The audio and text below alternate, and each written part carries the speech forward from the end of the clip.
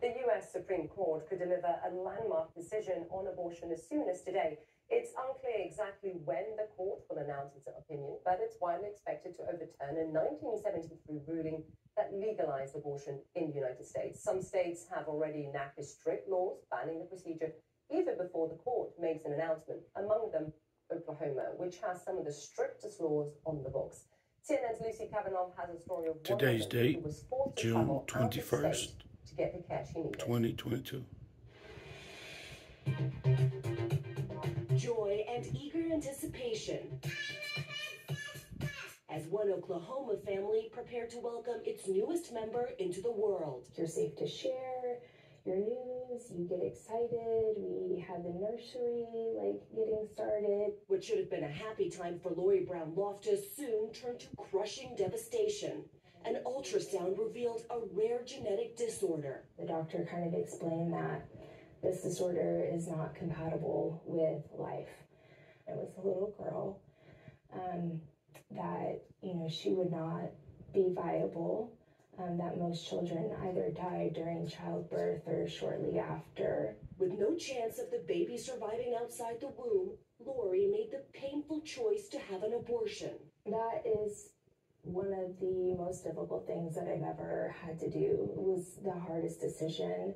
Had I been forced to carry that pregnancy knowing that I would not get to bring that child home would have caused so much trauma.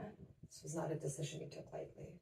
I didn't make that decision lightly or easily. At 23 weeks pregnant, Lori was forced to travel out of state for the 3-day invasive procedure at significant financial and emotional cost. You're gonna pay with hellfire. Visibly pregnant, she describes being harassed by protesters. Just the assumption that I didn't want my baby, I think that was probably the hardest part. This was a wanted child. Yeah, absolutely. This was in January, when Oklahoma had allowed abortions up to 20 weeks of pregnancy.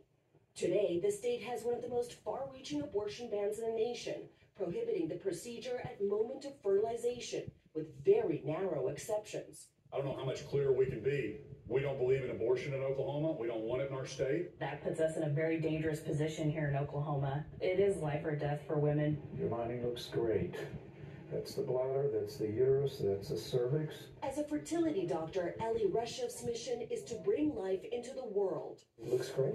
But he worries Oklahoma's anti-abortion law, allowing private citizens to sue anyone who helps women terminate a pregnancy, could have unintended consequences, impacting services like in vitro fertilization. There is a sense of panic among patients. Patients are very concerned that they will have access to in vitro fertilization because it's very difficult to read the law, and even if you read it, as I did, it's hard to interpret it. There are a lot of ambiguities. Abortion is now effectively outlawed in Oklahoma, with all 4 of its clinics no longer providing the service.